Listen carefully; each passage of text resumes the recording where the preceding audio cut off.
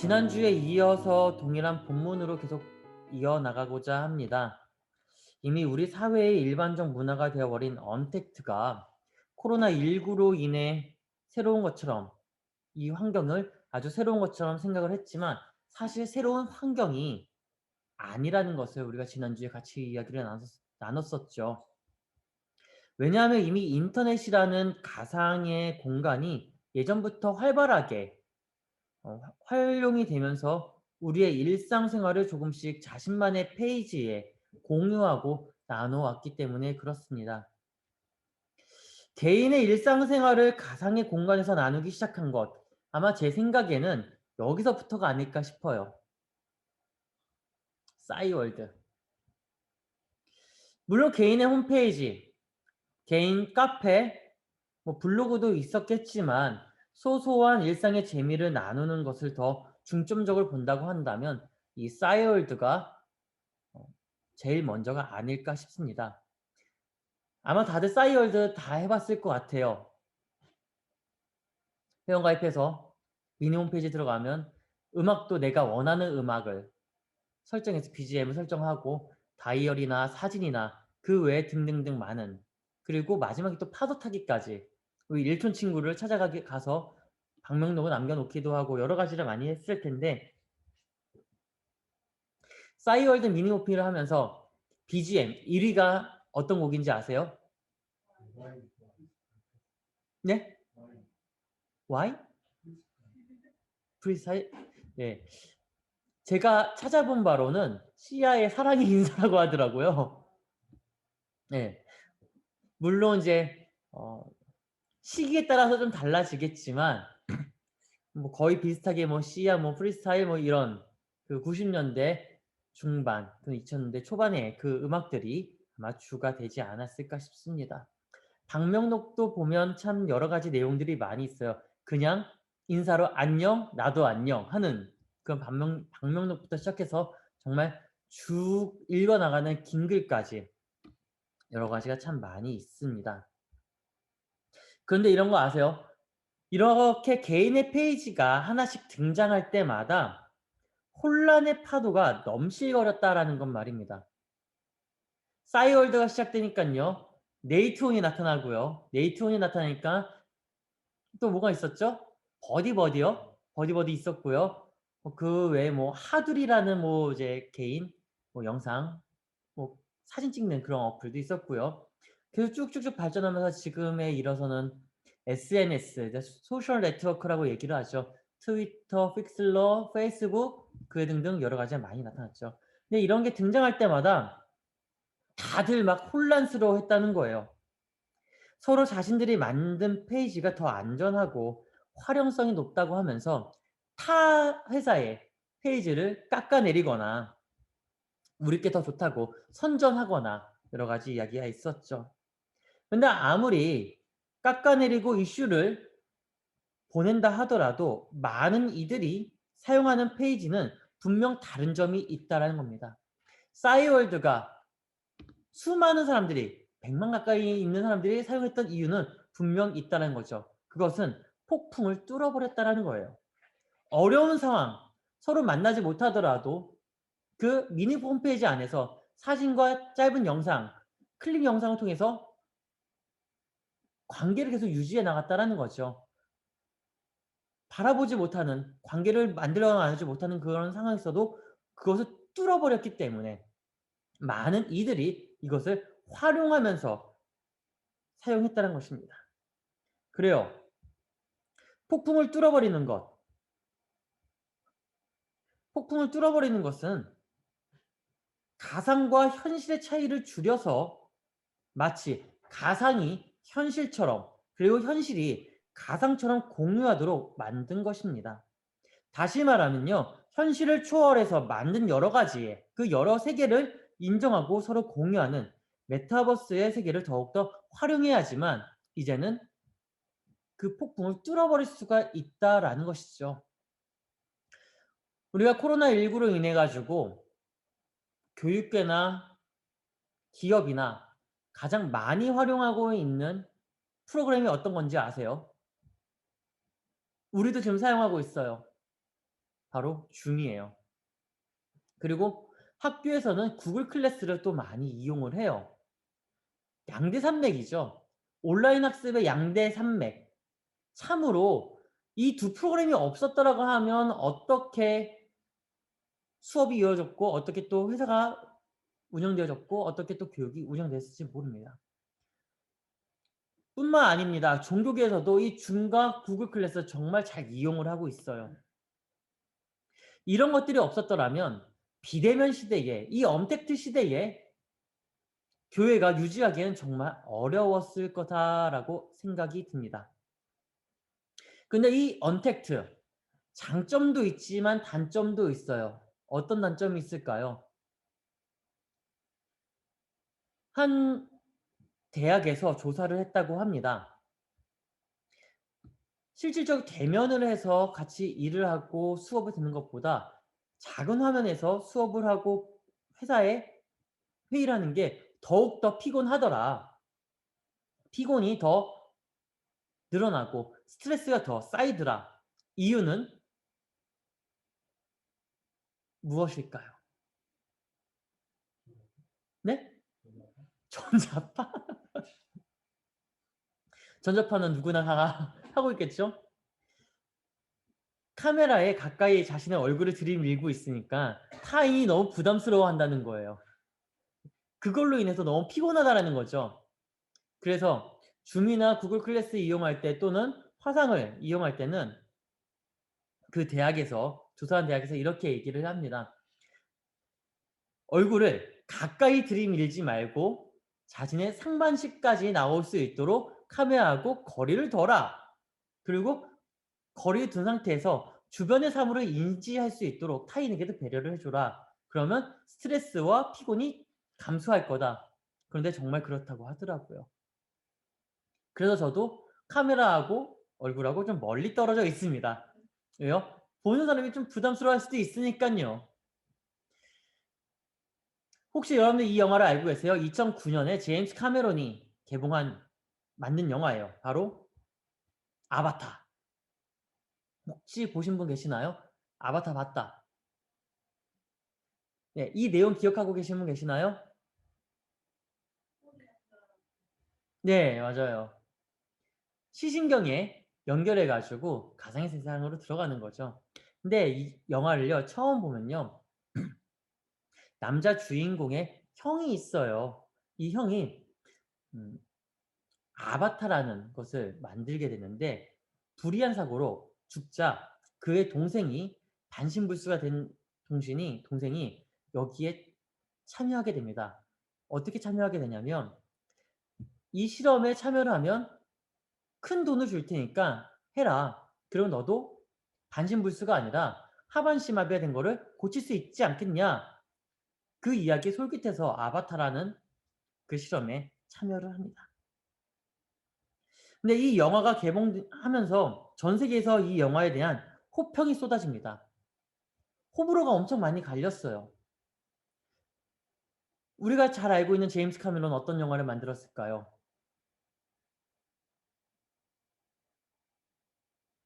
세계의 명작 타이타닉, 그리고 람보, 그리고 터미네이터. 네, 제임스 카메론이 역작입니다. 지금까지 승승장구하다가 이 아바타에서 한번 꺾이죠. 꺾이는 이유는 너무 가상을 현실처럼 받아들이게 만들었다라는 이유 하나만으로 조금 외면을 받습니다. 그런데 시간이 지나고 나서 이 아바타의 세상이 우리의 현실에도 그대로 담겨 있다라는 거죠. 다음 카페에서 아바타를 만들었죠. 자신의 그 원하는 모습대로 만드는 아바타. 이름도 자신의 실명이 아니라 다른 이름 사용할 수 있도록. 이 영화에서도 자신의 이름 사용하지 않아요. 이름을 바꿔요. 현실의 나를 부정하고 가상의 나를 만들어서 살아가게 하는. 그리고 이 영화가 개봉된 이후부터는 가상의 공간에 대해서 많은 이들이 연구를 거듭하면서 이제는 증강현실이라는 기술까지 발전하게 됐습니다. 증강현실, AR이에요. 재작년이었나요? 증강현실로 만든 게임 때문에 참 사고가 많이 있었어요. 아마 여러분들도 해봤을지도 몰라요. 핸드폰을 갖다 대면요. 포켓몬들이 나타나요. 포켓몬스터예요. 증강현실의 1세대 게임이에요. 어느 누가 그러더라고요. 정말 귀한 포켓몬을 잡으려면, 한국에서 정말 귀한 포켓몬을 잡으려면 DMZ를 가야 된다고. 분계선을 넘어야 된다라고 하더라고요. 왜요? 그 근처 가니까 철조망 뒤에 정말 희귀한 포켓몬이 쫙 널려 있더라. 그거 잡으려면 넘어가야 되는데 넘어가지 못하니까 안타까워서 그 앞에서 사진 찍었던 많은 이들도 있고요. 그리고 속초에 갸라도스가 나타났다는 제보도 있었지요. 물론 이러한 기술의 발전으로 인해 가지고 우려하는 목소리들도 분명 있어요. 하지만 기술의 발전을 막을 수가 없습니다. 기술이 발전할수록 사람들의 삶은 윤택해지는 것은 물론이지만 그보다도 먼저 기술의 발전으로 어떻게 활용해야 하는가의 문제를 생각을 해봐야 됩니다. 교회로 한번 가지고 들어와 볼까요? 우리가 지금 현재 줌으로도 또한 대면으로도 같이 온오프를 같이 병행하고 있습니다. 활용을 잘 하려고 노력을 하는 거예요. 그런데 이렇게 좋은 장비들과 영향들이 있다 하더라도 활용을 하지 못한다 그러면 어떻게 될까요? 기술이 좋은 기술이 있음에도 불구하고 활용하지 못한다. 아마 병원은 더 피부로 와닿을 수밖에 없을 것 같아요. 엑스레이 기기가 있는데 사용하지 않아요. MRI 기기가 있는데 사용하지 않아요. 어떻게 될까요?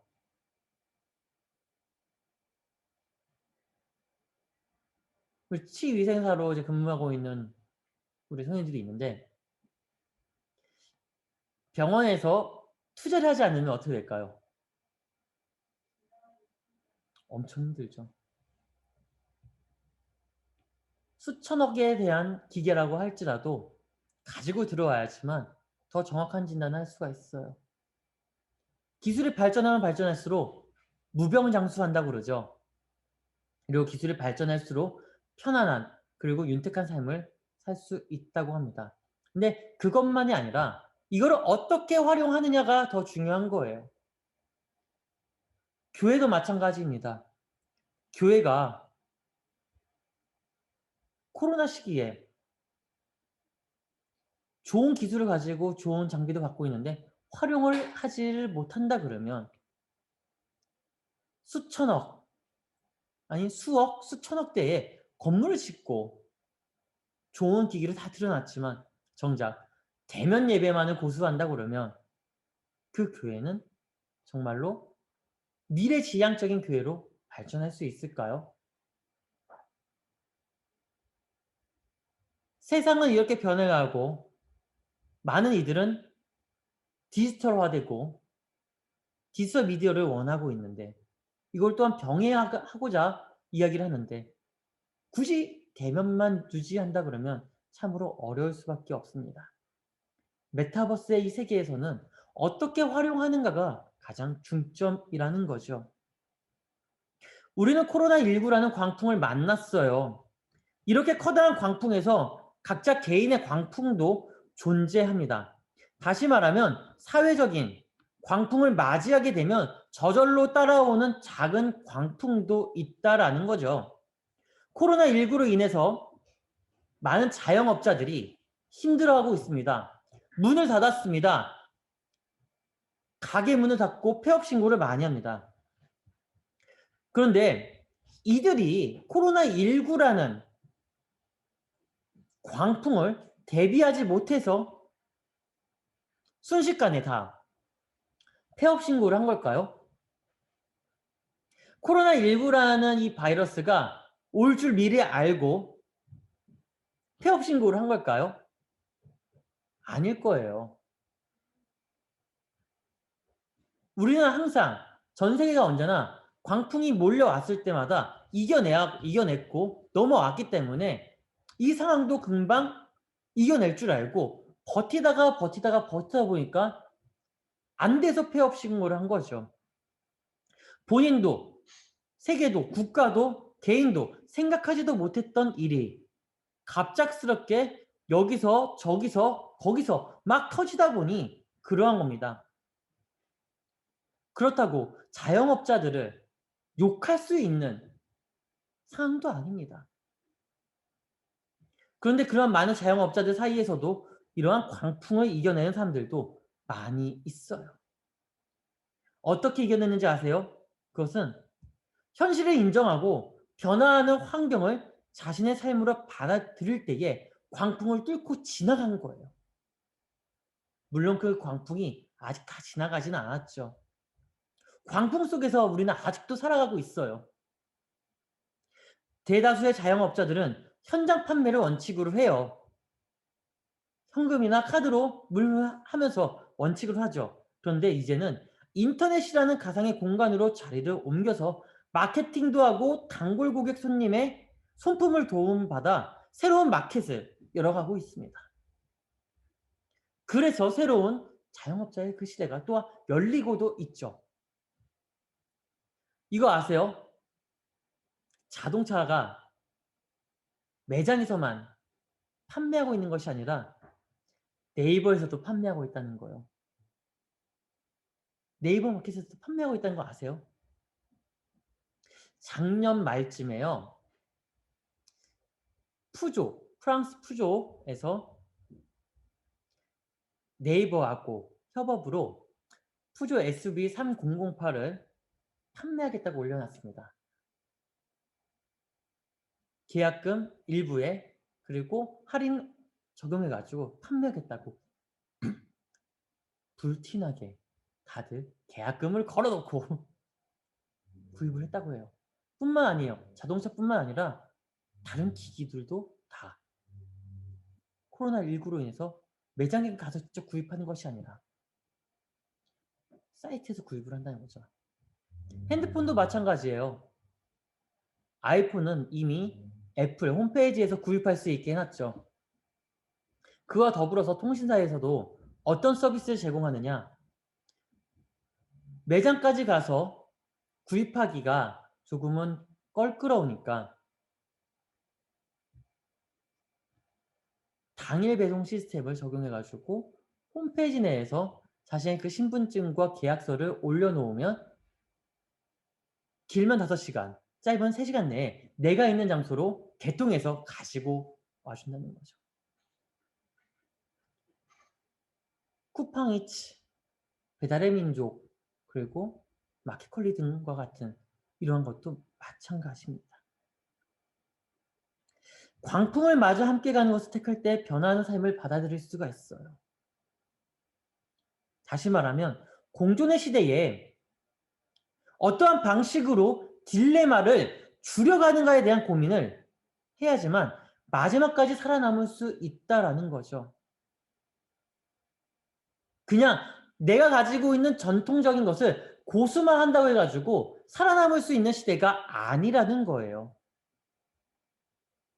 우리는 항상 광풍을 맞아들이고 있어요. 맞닥뜨릴 때마다 항상 마지막에 어렵게 수습합니다. 수습하는 거는요, 이미 그것을 알고 있음에도 불구하고 준비를 하지 않고 대비를 하지 않았기 때문에 그냥 수습만 하고 있는 거예요. 근데 만약에 알았다라면, 조금이라도 눈치를 챘다고 하면 어느 정도는 대비하면서 준비를 했겠죠? 그러면 쉽게 넘어갈 수 있었을 겁니다.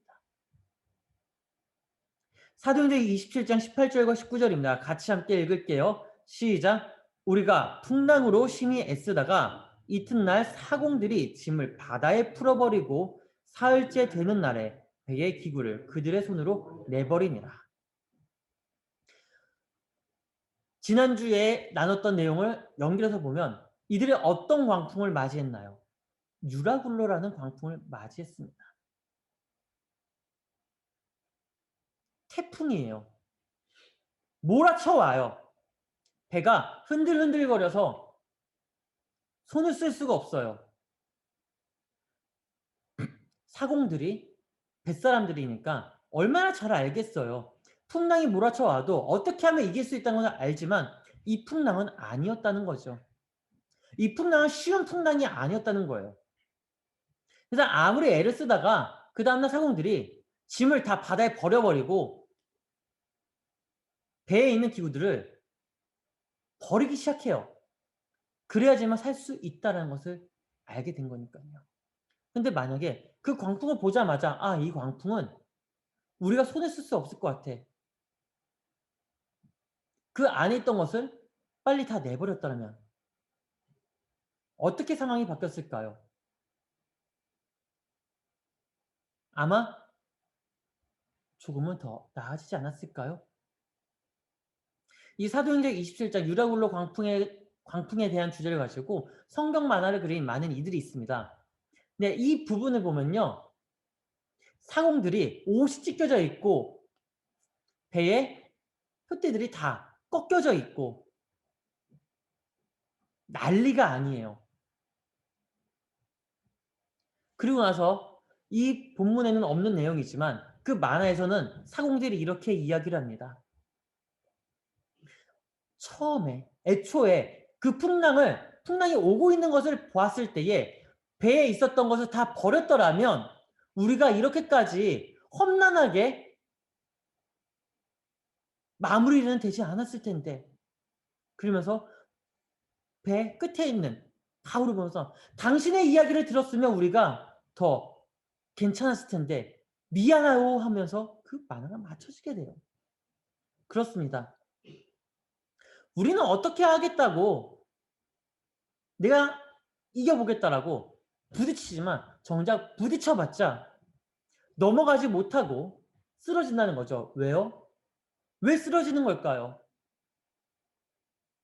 이해가 없어서요. 대비도 안 돼 있고 방안도 없고 그 외에 외부에서 방안에 대해서 이야기하더라도 귀를 닫고 눈도 닫고 내가 하는 것이 옳다라고 하며 강행을 하니까 쓰러지는 겁니다. 광풍은요, 절대 예고하고 들어오지 않습니다. 어느 날 갑자기 몰아쳐 옵니다. 그래서 찰나의 선택이 삶과 죽음의 선택을 하게 만들죠. 우리는 광풍을 맞이했어요. 아니, 광풍에 갇혀 있을 수도 있어요. 혹은 광풍에서 어렵게 빠져나오고 있는 상황일 수도 있어요. 혹자는 우리가 이 광풍을 만나지만 않았더라도 결과는 바뀔 수 있었을 거라고 생각을 하겠지만 사실 결과는 동일합니다. 단지 시간의 차이만 있습니다.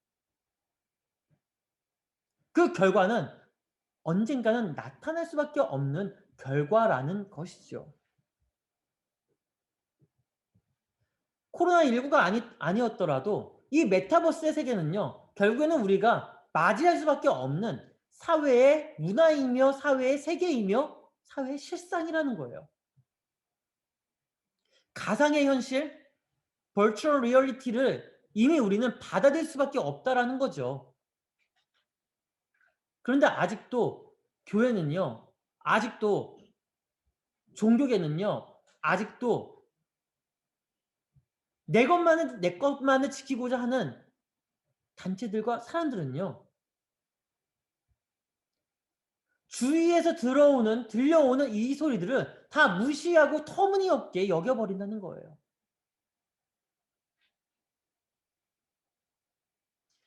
한번 생각을 해볼까요? 이 사태가 일어나기 전에 많은 종교계에서는요. 무조건 대면만을 고집을 했습니다. 인터넷 온라인 예배는 예배가 아니다라고 못 박아 버렸어요. 성전은 교회이지 화면이 아니다라며 터무니없이 만들어 버렸어요. 그런데 그보다 몇십 년 앞서 준비한 어떠한 교회들은 방송국을 만들고 온라인 방송국을 만들고 온라인 교회를 만들면서 이때를 더 활용 있게 하고 있다는 거죠. 하나님의 교회는 보이는 교회도 있지만 보이는 건물도 있지만 보이지 않는 교회도 있다는 것을 우리가 알아야 됩니다. 성경에서는 교회는 두 가지로 얘기해요. 가시적인 교회, 불가시적인 교회. 그러니까 비가시적이죠. 가시적인 교회는 이 건물로서의 교회예요. 건물이 있기 때문에 우리가 모이는 것이고요. 모일 수 있기 때문에 함께 공동체로 만들어가는 거예요. 그렇다면 비가시적인 교회는 무엇일까요? 믿는 사람들이 다 비가시적인 교회예요. 우리 모두가 다 교회라는 거죠. 근데 그 교회가 이동하는 교회라는 거예요. 현재 이 건물의 교회는 이동하지 못하죠. 그런데 믿는 사람들은 다 이동한다는 거죠. 그렇다면 지금의 시대를 돌아볼까요? 온라인 철치, 방송, 설교 방송하는 교회들. 어떤 교회일까요? 그 교회가 다 이동하는 교회라는 겁니다. 이동하면서 광풍을 이겨내고 있다는 겁니다. 그렇기 때문에 우리는 이 두 가지를 같이 가지고 나가야 돼요. 어느 한 가지에만 몰두해서 가는 게 아니라 이 두 가지가 같이 가면서 조금씩 한쪽에 힘을 실어줘야 된다는 거예요. 메타버스의 세계는요, 결국에는요, 조금은 성급한 결론일 수 있겠지만 증강현실과 가상현실이 더 비중이 높아질 수밖에 없을 거예요. 학교요? 학교도 마찬가지일 겁니다. 대면 수업이 필요하지만요.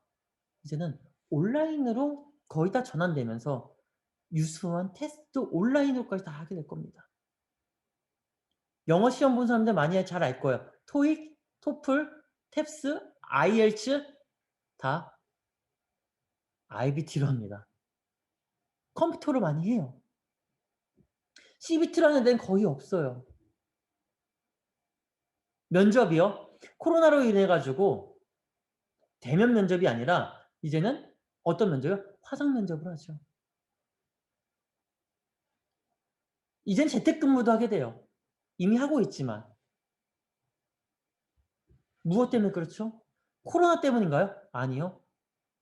이미 그 메타버스의 세계가 우리 안에 들어왔기 때문에 같이 공존해야 된다는 거예요.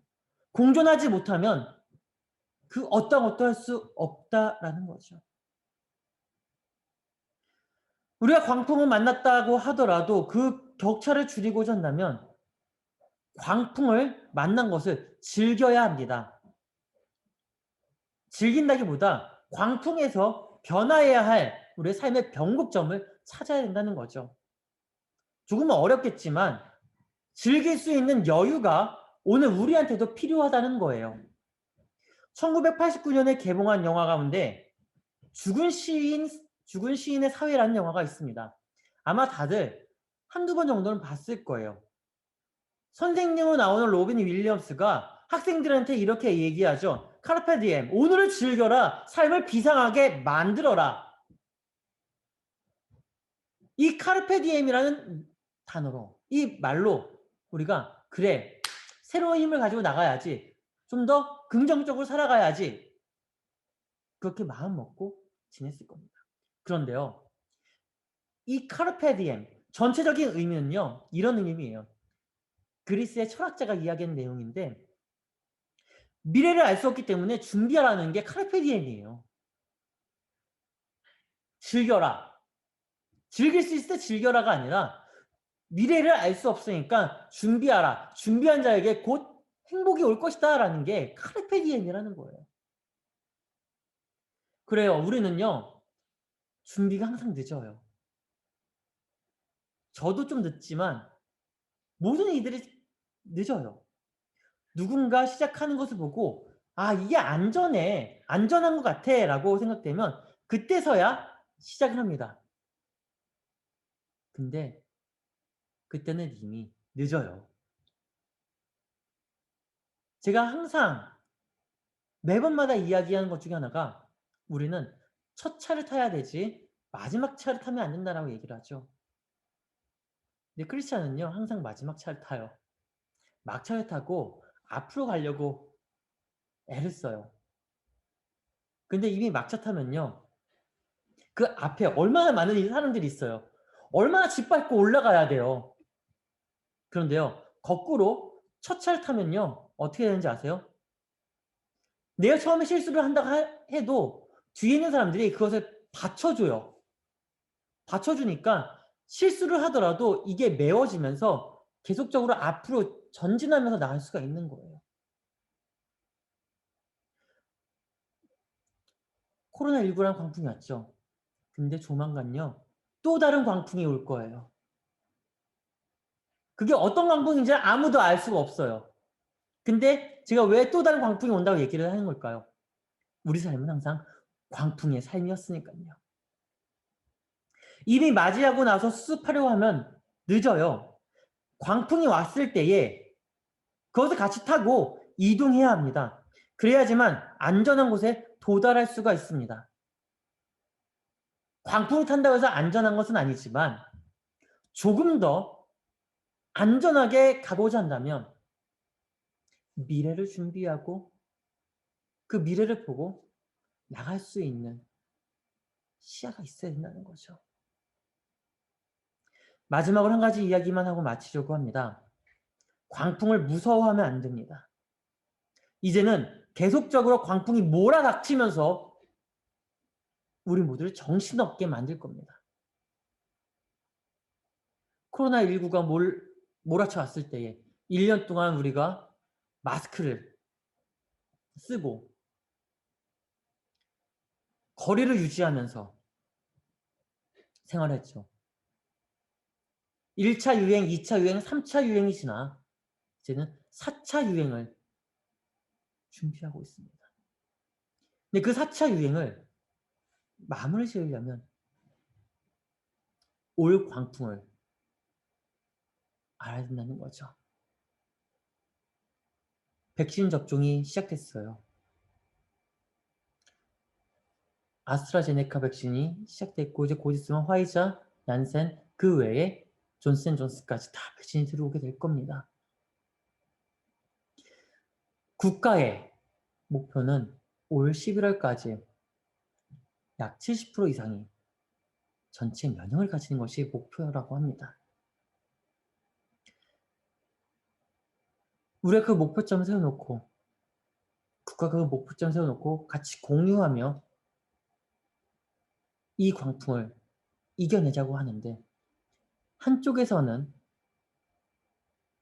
가짜뉴스로 더 혼란하게 만들고 한쪽에서는 정책의 실패라며 몰아세우고 있고 한쪽에서는 곧 있으면 선거철이죠. 보선선거철, 재보선 선거인데 재보선 선거로 인해서 지천이 되어 있고 한쪽에서는 또 다른 광풍을 만들기 위해 준비하고 있고 이렇게 하다 보면 우리는 올 11월 안에 전체 면역을 가질 수 없을지도 모릅니다. 그러면 우리는 무엇을 준비를 해야 될까요? 지금처럼 그저 가만히 있는 게 아니라 우리가 교회 내에서 다시 언젠가는 4차 유행, 5차 유행, 6차 유행이 몰아쳐오면 여러분 옆에 있는 이 자리들이 더 비어 있을지 모릅니다. 온라인으로 더 해야 될지도 몰라요. 우리가 온라인 하면서 다들 안 들어오죠. 시간대가 늦어서 개인의 사정으로 인해서. 그런데요. 움직이는 교회는요. 언제 어디서든지 온 할 수 있다는 겁니다. 오프가 아니라 클릭 온을 할 수 있다는 겁니다.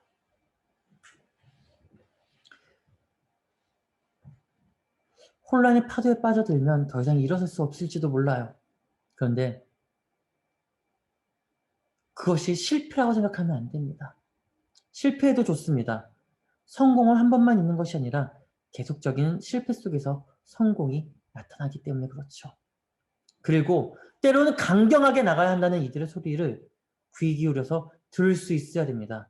그것 자체가 우리한테 기회가 될 수 있으니까요. 조금은 앞선 이야기일 수도 있지만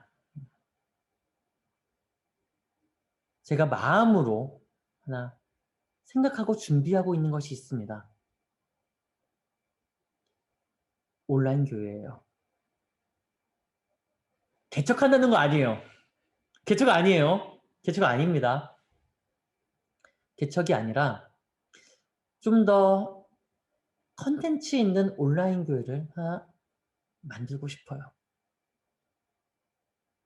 지금처럼 그죠? 찬양, 설교, 축도로 맞춰지는 게 아니라 이 안에서도 컨텐츠를 좀 완벽하게 좀 잘 구비해서 소통할 수 있는 네트워크를 만들고 싶은 거죠. 근데 혼자 하기엔 너무 어렵더라고요. 너무 이상향적인 생각들이 많이 있다 보니까 조금 힘들더라고요.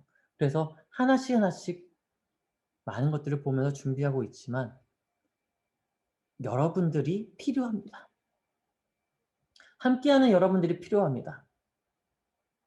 지금 줌으로도 함께하고 있는 우리 청년들, 또한 인스타그램으로 함께하고 있는 우리 청년들, 또한 우리의 공동체가 필요합니다.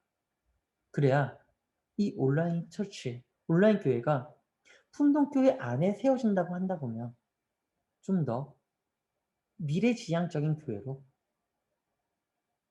발전할 수 있지 않을까요? 카르페 디엠. 미래는 알 수 없기 때문에 준비하라는 이 말처럼 언제 어떻게 또 다른 광풍이 몰려올지 모르지만 그 광풍을 맞이해서 넘어가는 것이 아니라 맞고 쓰러진 것이 아니라 그 광풍을 타고 함께 나아가는 좀 더 급속하게 나갈 수 있겠지만 그래도 함께 맞춰 나아가는 저와 우리가 되기를 주의 이름으로 축원합니다. 기도하겠습니다.